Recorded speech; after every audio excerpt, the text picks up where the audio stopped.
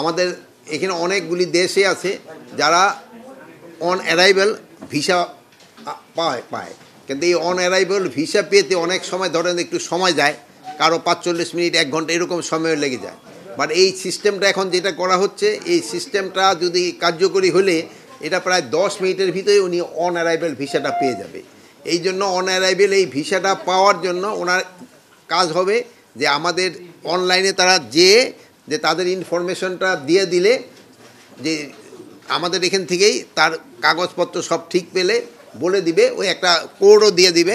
এখানে বাংলাদেশে আসার পর এই কোডটা দেখানোর পরে শুধু সে ওই তার এই ডলারে পেমেন্টটা করে সাথে সাথে ভিসাটা পেয়ে। এই জন্য হয়তো ওই সময় 5-10 মিনিটের ভিতরে হয়ে যাবে।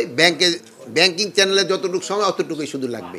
এটাই আমাদের আজকে আপনাদের বলার উদ্দেশ্য, এবং এটা আজকে আমরা এখানে উদ্বোধনও করলাম। এখানে এক একটা কান্ট্রির জন্য এক এক ডলার, এটা তারা পাবে 30 দিনের জন্য অন অ্যারাইভেল ভিসাটা।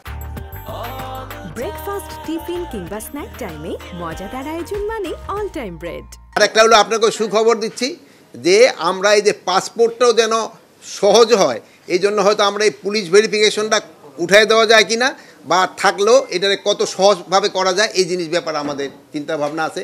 হয়তো আমরা চেষ্টা করব যেন পাসপোর্টের জন্য পুলিশ ভেরিফিকেশন দরকারই না হয়।